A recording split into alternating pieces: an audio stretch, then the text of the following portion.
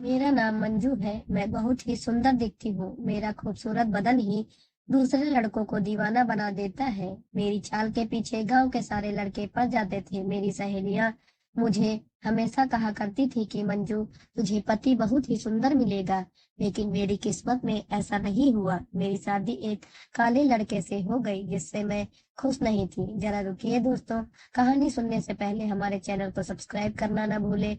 पहले हमारे चैनल को सब्सक्राइब कीजिए, वीडियो को लाइक कीजिए, शेयर कीजिए, कमेंट कीजिए और हाँ, कहानी को अंत तक जरूर सुनना, आपको मजा आएगा क्योंकि कहानी बहुत ही दिलचस्प होने वाली है। चलिए कहानी को आगे बढ़ाते हैं। रामू को पति के रूप में पाकर मंजू के सारे सपने चूर चूर हो गए थे। रामू का रंग सांवला और कदनाता था। वह मंजू की उम्र में भी काफी बड़ा था।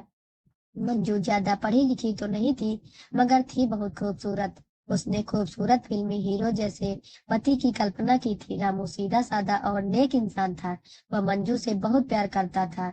उसे खुश करने के लिए अच्छे अच्छे तोहफे लाता था, मगर मंजू मुंह बिचका कर तोहफे एक ओर रख देती। वह हमेशा तनाव में रहती। उसे पति के साथ घूमने फिरने में भी शर्म महसूस होती। मंजू तो अपने देवर संदीप पर फिदा थी। पहले नजर में ही वह उसकी दीवानी हो गई थी। संदीप मंजू का हम उम्र भी था और खूबसूरत भी। मंजू को लगा कि उसके सपनों का राजकुमार तो संदीप ही है। रामू की नई नई नौकरी थी, उसे बहुत कम फुर्सत मिलती थी। अक्सर वह घर के बाहर ही रहता था। ऐसे में मंजू को देवर का साथ बेहद भाता। वह उसके साथ खूब हंसी मजाक करती। संदीप को रिझाने के लिए मंजू उसके इर्द गिर्द मंडराती रहती। जानबूझकर वह साड़ी का पल्लू सरका कर रखती। उसके खूबसूरत बदन को संदीप जब जोर निगाहों से देख घूरता तो मंजू के दिल में शहनाइयां बज उठती। वह चाहती थी कि संदीप उसके साथ छेड़छाड़ करे, मगर लोल लाज के डर और घबराहट से चलते संदीप ऐसा कुछ नहीं कर पाता था। संदीप की तरफ से कोई पहल न होते हुए देख मंजू उससे और से करीब आने लगी। वह उसका खूब ख्याल रखती। बातों बातों में वह संदीप को छेड़ने लगती। कभी उसके बालों में हाथ फिराती तो कभी उसके बदन को सहलाती। कभी चिचकी काट कर वह खिलखिलाने लगती तो कभी उसके हाथों को अपने सीने पर रख कर कहती, देवर जी देखो मेरा दिल कैसे धक धक कर रहा है। जवान और खूबसूरत भाभी की मोहक अदाओं से संदीप के मन में तार झंझना उठते। उसके तन बदन में आग सी लग जाती। वह भला कब तक खुद को रोके रखता। धीरे धीरे वह भी खुलने लगा। देवर भाभी एक दूसरे से चिपके रहने लगे। दोनों खूब हंसी ठिठोली करते।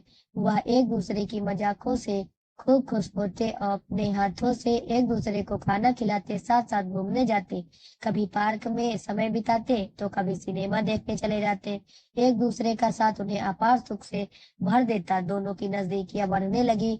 संदीप के प्यार से मंजू को बेहद खुशी मिलती। हंसती खिलखिलाती मंजू को संदीप बाहों में भर कर चूम लेता तो कभी गोद में उठा लेता।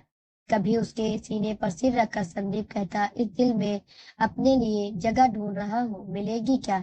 चलो देवर जी फिल्म देखने चलते हैं। एक दिन मंजू बोली, हाँ भाभी चलो, टाकीज में नई फिल्म लगी है। संदीप खुश होकर बोला और कपड़े बदलने के लिए अपने कमरे में चला गया। मंजू कपड़े बदलने के बाद आईने के सामने खड़ी होकर बाल संवारने लगी।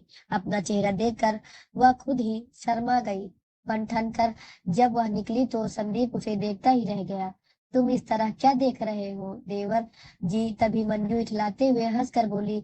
अचानक संदीप ने मंजू को पीछे से बाहों में भर लिया और उसके कंधों को चूम कर बोला, बहुत खूबसूरत लग रही हो भाभी। काश हमारे बीच ये रिश्ता ना होता तो कितना अच्छा होता। अच्छा तो तुम क्या करते? मंजू शरारत से बोली। मैं झटपट शादी कर लेता, संदीप ने कहा। धत! मंजू शर्मा गई, लेकिन उसके होठों पर मादक मुस्कान बिखर गई। देवर का प्यार जताना उसे बेहद अच्छा लगा। खैर वे दोनों फिल्म देखने चल पड़े। फिल्म देखकर जब वे बाहर निकले तो अंधेरा हो चुका था। वे अपनी ही धुन में बातें करते हुए घर लौट रहे थे। उन्हें क्या पता था कि दो बदमाश उनका पीछा कर रहे हैं। रास्ता सुनसान होते ही बदमाशों ने उन्हें घेर लिया और बदतमीजी करने लगे। यह देखकर संदीप डर के मारे कांपने लगा। जान प्यारी है तो तू भाग जा यहाँ से, वरना यह चाकू पेट में उतार दूंगा। एक बदमाश दांत पीसते हुए संदीप के आगे गुर्राया। मुझे मत मारो, मैं मरना नहीं चाहता। संदीप गिड़गिड़ाने लगा। जा तुझे छोड़ दिया, अब फूट ले यहाँ से वरना तुझे जान से मार दूंगा। मुझे छोड़कर मत जाओ संदीप, बचा लो मुझे।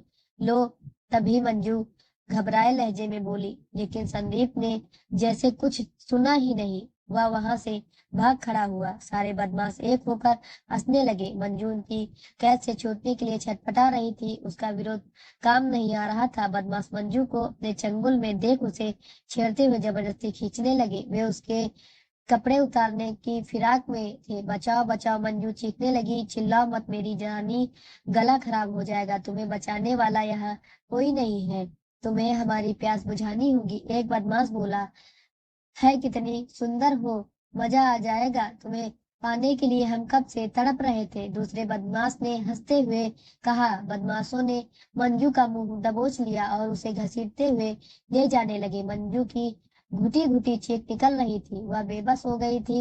इत्तेफाक से रामू अपने दोस्त अजय के साथ उसी रास्ते से गुजर रहा था। चीख सुनकर उसके कान खड़े हो गए। यह तो मंजू की आवाज लगती है, जल्दी चलो, रामू अपने दोस्त अजय से बोला। दोनों तेजी से घटना स्थल पर पहुंचे। अजय ने टार्च जलाई तो बदमाश रोशनी से नहा गए। बदमाश मंजू के साथ जबरदस्ती करने की कोशिश कर रहे थे। मंजू लाचार हिन्नी सी छटपटा रही थी। रामू और अजय ने मंजू को बचा लिया। धीरे धीरे वह ठीक हुई। यह क्या, आपके हाथ से तो खून बह रहा है, मैं पट्टी बांध देती हूँ। रामू का जख्म देखकर मंजू ने कहा, मामूली सा जख्म है, जल्दी ठीक हो जाएगा। रामू प्यार से मंजू को देखते हुए बोला। मंजू के दिल में पति का प्यार बस चुका था। रामू से नजर मिलाते ही वह शर्मा गई। वह महसूस लग रही थी। उसका प्यार देखकर रामू की आंखें छलछला आई। थोड़ी देर बाद संदीप सामने आ गया। वह अभी भी घबराया हुआ था। बड़े भाई के यहाँ आ जाने के बाद संदीप ने अपनी भाभी का हालचाल पूछना था। तो मंजू ने उसे घूर कर दूर रहने का इशारा किया। तुमने तो मुझे बदमाशों के हवाले कर दिया था। अगर मेरे पति समय पर ना पहुंचते तो मेरी इज्जत लुट चुकी होती। कैसे देवर हो तुम। जब मंजू ने कहा तो संदीप का सिर शर्म से झुक गया। इस एक घटना ने मंजू की आंखें खोल दी। अब उसे अपना पति ही सच्चा हमदर्द लग रहा था। वह अपने कमरे में चली गई और दरवाजा बंद कर लिया। अगली सुबह जब संदीप फिर से अपनी भाभी को पुराने तरीके से हाथ पांव मारना चाहता था, लेकिन उसकी भाभी समझ चुकी थी कि संदीप से नहीं, मुझे रामू की तरफ ध्यान देना चाहिए, क्योंकि मेरा सुहाग रामू है, संदीप तो मेरा देवर है। संदीप की ओर मेरा खिंचाव बहुत गलत था। आखिरकार मुसीबत में मुझे मेरे पति रामू ने ही बचाया। संदीप से प्यार करना इंसानियत के खिलाफ है। धीरे धीरे समय बीत गया और मंजू ने अपने पति रामू पर पूरी तरह जोर देना शुरू किया। कुछ समय बाद मंजू गर्भवती हुई और उसने एक खूबसूरत बच्चे को जन्म दिया। अब इस कहानी को यहीं पर समाप्त करती हूँ। हाँ तो दोस्तों, हमें कमेंट करके बताइए कि यह कहानी आपको कैसी लगी। और प्लीज दोस्तों, हमारे चैनल को सब्सक्राइब करना ना भूलें। पहले हमारे चैनल को सब्सक्राइब करें, वीडियो को लाइक करें, शेयर करें, कमेंट करें। कहानी को अंत तक सुनने के लिए आप सभी दोस्तों का दिल से शुक्रिया। कृपया अपना प्यार दें, सपोर्ट दें। धन्यवाद। आपका दिन शुभ हो।